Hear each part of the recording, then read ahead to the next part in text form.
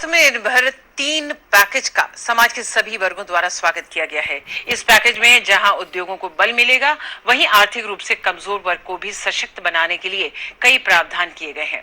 टीकमगढ़ जिले में विभिन्न क्षेत्रों के लोगों द्वारा इस पैकेज का स्वागत किया गया और इसके लिए प्रधानमंत्री नरेंद्र मोदी और वित्त मंत्री निर्मला सीतारमण का आभार जताया।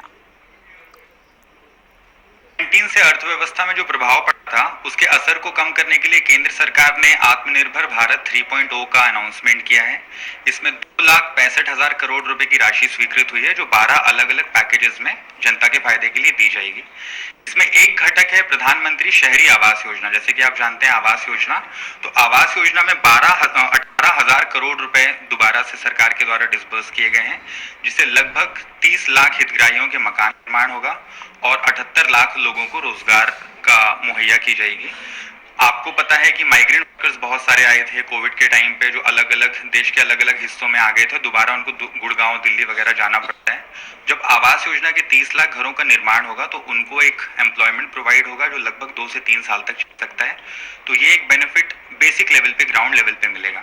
इसके अलावा जो दूसरे पैकेजेस हैं उसमें निर्माण, बुनियादी ढांचा में भी कुछ पैसा दिया गया है। एक इम्पॉर्टेंट है कि उर्वरक में लगभग 65,000 करोड़ रुपए की सब्सिडी का अनाउंसमेंट किया गवर्नमेंट ने, जिससे एक अंदाजा लगाया जा रहा है कि 14,000 किसानों को इससे फायदा होगा।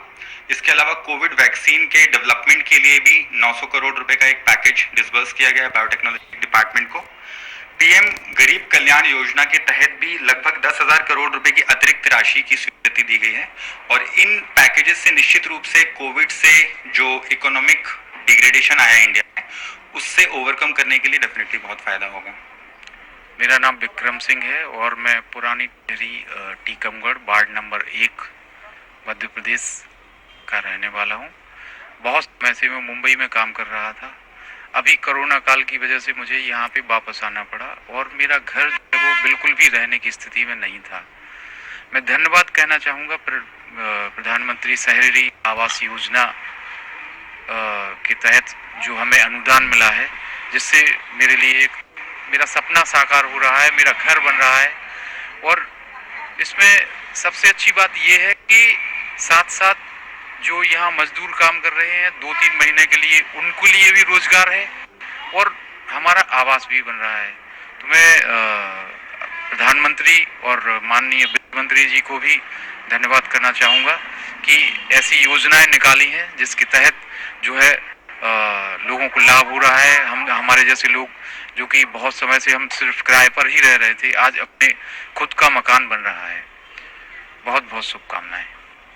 आम जनता के लिए बड़ी राहत और सुखकारी घोषणाएं हैं।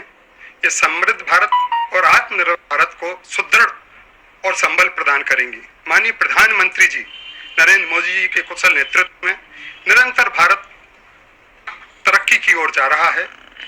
चाहे वो सड़क हो, चाहे रोजगार हो, चाहे बिजली हो, चाहे पानी हो, चाहे पक्के मकान हो, स्वच्छता अभियान हो या नारी उत्थान हो, हर क्षेत्र में भारत उन्नति की ओर जा रहा है।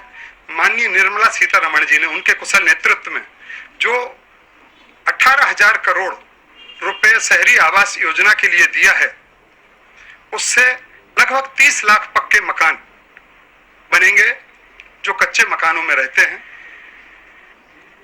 पक्के मकानों में रहने से बीमारियां दूर होती हैं और रहने का तरीका, लोगों का अंदाज बदल जाता है। वो बदलेगा जो 70 सालों में नहीं बदला, वो अभी दिखने लगा है कि हम भारत में रहते हैं तो हमारे यहाँ भी तरक्की हो रही है विदेशों जैसी। विदेश मतलब अमेरिका की तरफ, अमेरिका को सब समृद्ध माना जाता है, हम उस ओर बढ़ रहे हैं माननीय मोदी जी के कुशल नेतृत्व में। इससे कम से कम 78 लाख लोगों को रोजगार भी पैदा होगा। इस वर्ष 2021 तक, 31 मार्च 2021 तक ये योजनाएं चलेंगी।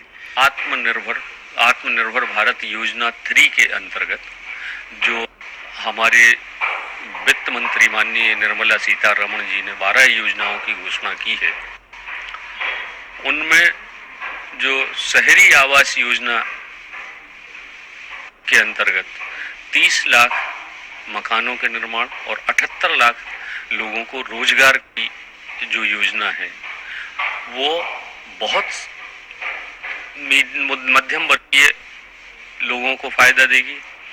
इसी प्रकार किसानों को जो उन्होंने घोषणा की है 65,000 करोड़ रुपए की उर्वरक सब्सिडी के लिए, वो लाभ सीधा किसानों को मिलेगा और उन्नत खेती में हमें फायदा मिलेगा।